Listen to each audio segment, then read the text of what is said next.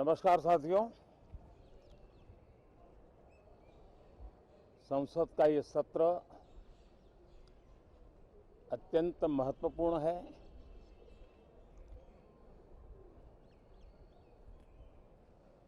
देश आज़ादी के अमृत महोत्सव मना रहा है। हिंदुस्तान में चारों दिशाओं में से इस आज़ादी के अमृत महोत्सव के निमित्त रचनात्मक, सकारात्मक, जनहित के लिए, राष्ट्रहित के लिए सामान्य नागरिक अनेक कार्यक्रम कर रहे हैं, कदम उठा रहे हैं और आज़ादी के दीवानों ने जो सपने देखे थे उन सपनों को पूरा करने के लिए सामान्य नागरिक भी इस देश का अपना कोई न कोई दायित्व निभाने का प्रयास कर रहा है। ये खबरें ये अपने आप में भारत के उज्जवल भविष्य के लिए शुभ संकेत है। कल हमने देखा है, पिछले दिनों संविधान दिवस भी नए संकल्प के साथ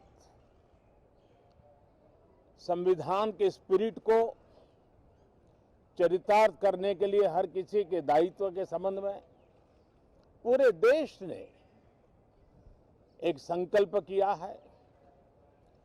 इन सब के परिप्रेक्ष्य में हम चाहेंगे, देश भी चाहेगा, देश का हर सामान्य नागरिक चाहेगा कि भारत का संसद का ये सत्र और आगे आने वाले भी सत्र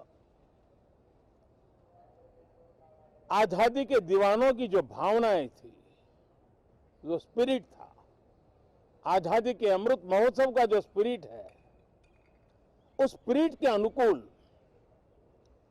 संसद भी देश हित में चर्चाएं करे,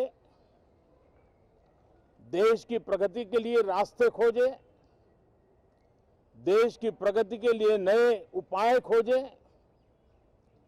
और इसके लिए ये सत्र बहुत ही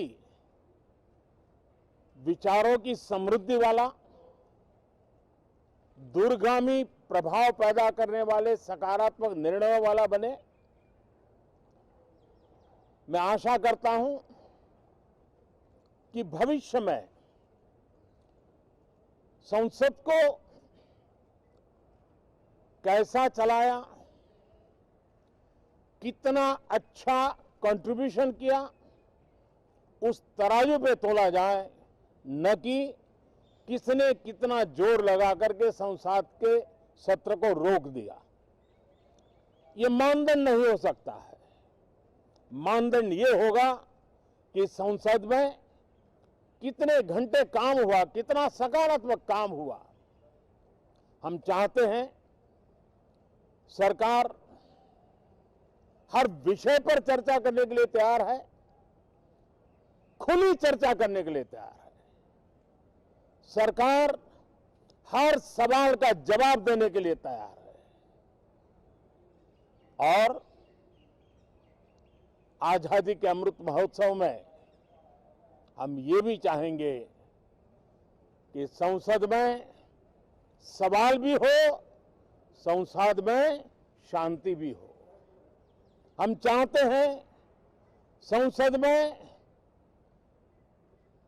सरकार के खिलाफ, सरकार की नीतियों के खिलाफ जितनी आवाज प्रखर होनी चाहिए हो, लेकिन संसद की गरिमा,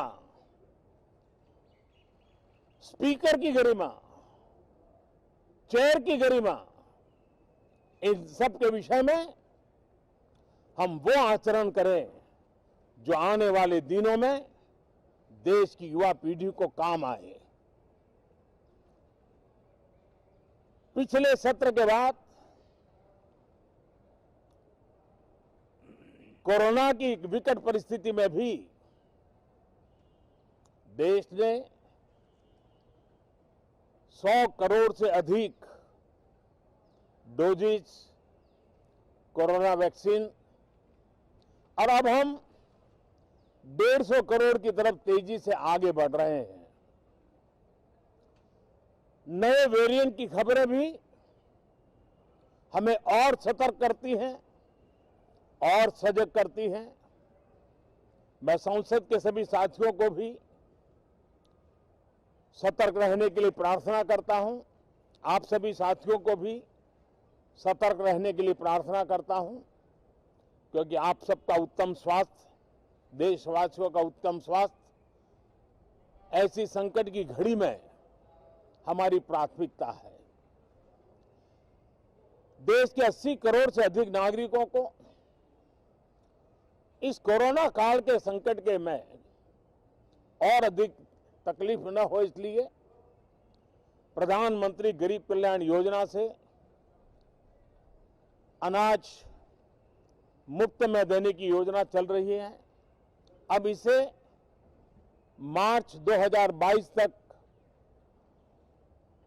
समय आगे कर दिया गया है। करीब 2,60,000 करोड़ रुपए की लागत से 80 करोड़ से अधिक देशवासियों को गरीब के घर का चूल्हा जलता रहे, इसकी चिंता की गई है। मैं आशा करता हूं